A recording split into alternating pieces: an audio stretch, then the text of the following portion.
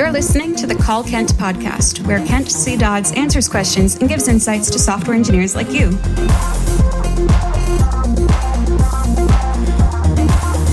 Now, let's hear the call. Hey Kent, it's me, Taryn. Hopefully your workshops for the Epic Stack are going well. I'll jump right to it. I want to know how you're able to be as productive as you are. So I already read your blog post from 2018, back when you were still at PayPal. So it seems like during your time at PayPal, a lot of the stuff that you did, like working on open source, was a part of your job at PayPal. But now you're your own boss. You're working on creating course content. You're a full-time educator. So I'm just curious, what's changed from 2018 to 2023 when it comes to your productivity? And do you still believe that more time should be spent being a producer of content versus consuming? Because in your blog post from 2018, you mentioned that learning in public and producing is how you kind of are productive, and you don't really spend a whole lot of time doing coursework or reading things unless it's related to something that you're working on. Thanks, and looking forward to seeing you soon. And that was the call. Here's what Kent had to say.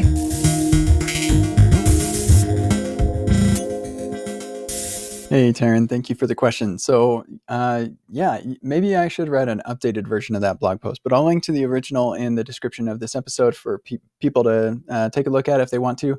The reason I haven't updated it is because I feel like it resembles, my life at that point resembled more what most people are doing. Most people aren't working full-time for themselves on education and stuff. But so how am I so productive now? Not a lot has changed. I just spend more of my time doing the education related aspects of what I was doing before. So now I get up and I work on whatever I want to work on. I don't have a boss that I have to appease. I don't have to worry about, maybe I shouldn't be working on this open source thing, or I shouldn't be working on this blog post, or I shouldn't be working on this thing. I just get to do whatever I want. And so because of that, lots of what I do ends up being very public, just because it's good for business. It's good for the community to produce as much as I can in the public space. It's something that I enjoy doing. And so again, it is kind of an illusion, like I say in the blog post, that what you see is pretty much everything that I do. And so I seem like I'm maybe more productive than I am. But I don't know. I do a pretty good job of making the most of my time and increasing the impact of the value, just like I talked about in the blog post. So that's pretty much the unchanged as a full-time educator. I do utilize technology to the fullest as much as I can to make the most out of my time. So I'm still automating. I'm literally looking through the blog post and just seeing if there's anything different. But yeah, I still am automating stuff. I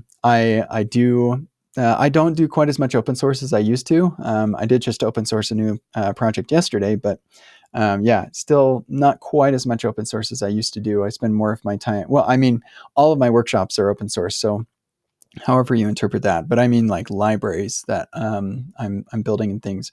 I do try to lift others so that they can help themselves and help others as well.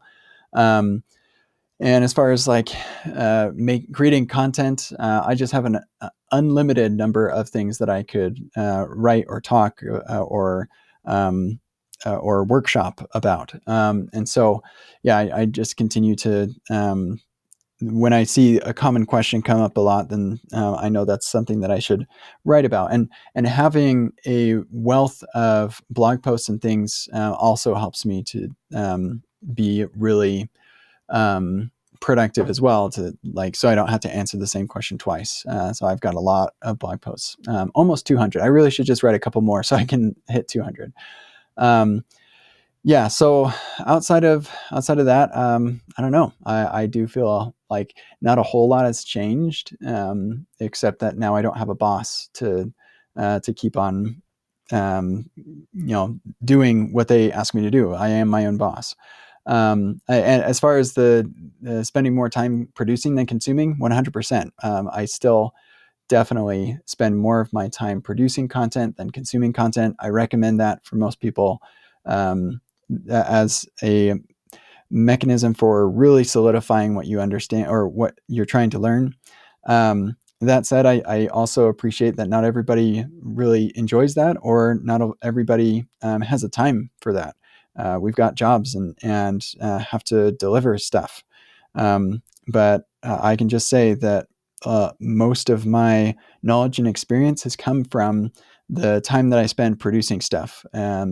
And so, yeah, I don't spend a lot of time reading through other content that other people have created. That said, content other people have created is how you get on the accelerated path to actually shipping something. So if I was in a hurry to ship something using technologies I wasn't familiar with, then getting a course or something would probably be a pretty good bet. Especially if I'm on a solo team and I don't have other people to tell me here are good practices or something like that. If I were in that scenario, then that would make a lot of sense to get a course or something like that. But I often find myself in situations where because I'm a producer of content, I just need to really understand it. And if you really want to understand it, you've got to produce the content. You can't just consume other people's stuff. It can help, but yeah, you just at some point you have to go really deep. So yeah, hopefully that helps answer the question a little bit. I guess the short answer to the question is no, not a lot has changed. It's mostly the same.